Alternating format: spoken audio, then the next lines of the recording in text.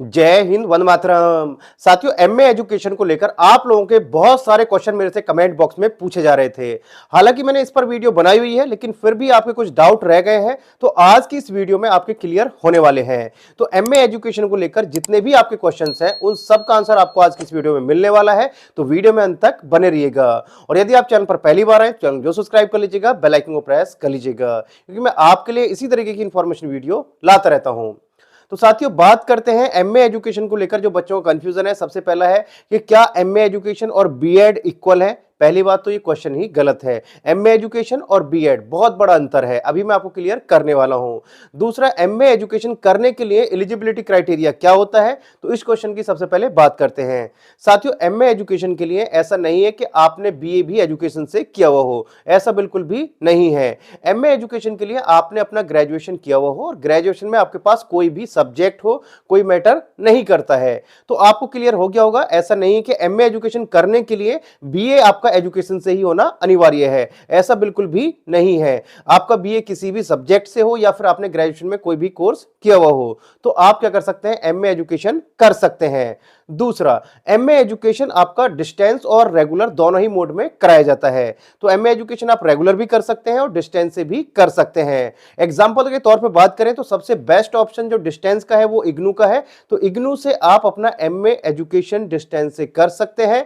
बात करें ड्यूरेशन की, तो साथियों ड्यूरेशन जो होती है, चाहे वो आप रेगुलर करें या फिर डिस्टेंस से करें, वो आपकी 2 साल की ही होती है। अब इससे आगे बात करें साथियों कि जो डिस्टेंस से करने का क्या फायदा रहेगा, तो डिस्टेंस से वो लोग कर सकते हैं जो आपका वर्किंग में है या फिर अभी अपना कोई दूसरा कोर्स कर रहे हैं या कहीं दूसरी स्टडी में है, तो वो अपना डिस्टेंस से इस कोर्स को कर सकते हैं। यानी कि यदि आप कोई जॉब पर हैं, गवर्नमेंट जॉब पर हैं, तो भी आप अपना डिस्टेंस से अपना क्या कर सकते हैं, एमए कर सकते हैं, इग्नू से एमए कर सकते हैं। और भी काफी सारी यूनिवर्सिटी है, अच्छी अच्छी यूनिवर्सिटी है, वहां से आप अपना डिस्टेंस से एमए कर सकते हैं एजुकेशन से। अब बात करें साथियों कि एमए एजुकेशन करने का फायदा क्या रहेगा, ये जो इक्वल है किसके इक्वल होता है। तो साथियों, जैसा कि मैंने आपको बताया कि बीएड से और एमए एजुकेशन का हम कंपैरिजन नहीं कर सकते, कहीं तक भी कोई कंपैरिजन नहीं है। वो इसलिए नहीं है कि बीएड क्या है, वो आपकी एक बैचलर डिग्री है, ग्रेजुएशन के बाद कराया जाता है, लेकिन उसके बाद भी आप क्या रहते हैं, बैचलर ही रहते हैं। तो जो आपका एमए है, एमए एजुकेशन, वो जो इक्वल माना जाता है, वो माना जाता है किसके, एमएड के इक्वल है। यानी कि एमएड के बिल्कुल इक्वल है। आप बिल्कुल बहुत सारे लोग कहते हैं कि नहीं, ऐसा नहीं है, बिल्कुल इक्वल है। जो आपका एमए एजुकेशन है, एमएड के इक्वल है। एमएड बीएड करने के बाद में जब आप एमएड करते हैं, तो आप क्या करते हैं, एज अ टीचर्स के लिए ट्रेनर बन सकते हैं। यानी कि आप किसको पढ़ा सकते हैं, बीटीसी वालों को पढ़ा सकते हैं, आप किसको पढ़ा सकते हैं, बीएड कॉलेज में आप पढ़ा सकते हैं। तो इसी तरीके से यदि आप अपना एमए एजुकेशन करते हैं, तो एमए एजुकेशन करने के बाद आप क्या कर सकते हैं, एज अ टीचर ट्रेनर बन सकते हैं। यानी कि आप बीटीसी वालों को पढ़ा सकते हैं। और एमए एजुकेशन करने के बाद में यदि आप जो एजुकेशन का कोड है यूजीसी नेट का 09, उससे आप अपना एग्जाम देते हैं, यूजीसी नेट का आप एग्जाम दे सकते हैं, तो उसको अगर आप क्लियर कर लेते हैं, तो आप बीएड कॉलेज में भी पढ़ा सकते हैं। यानी कि आप टीचर्स ट्रेनर बन सकते हैं।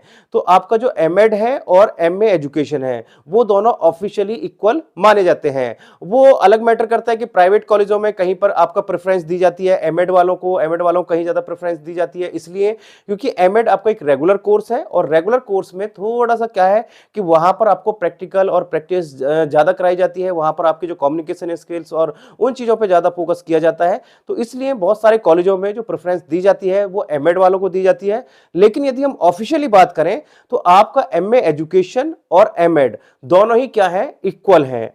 तो आपके जितने भी डाउट हैं वो क्लियर हो गए होंगे कि एमए एजुकेशन की वैल्यू क्या है। और जैसे आप एमए एजुकेशन कर लेते हैं, उसके बाद आप पोस्ट ग्रेजुएट हो ही जाते हैं, तो पोस्ट ग्रेजुएशन के जितने भी आपका पीजीटी की वैकेंसी है, उसके लिए आप एलिजिबल हो जाते हैं। और भी बहुत सारे आपके एडवांटेजेस हैं, यानी कि एजुकेशन की फील्ड में आपको बहुत सारे एडवांटेज मिलते हैं।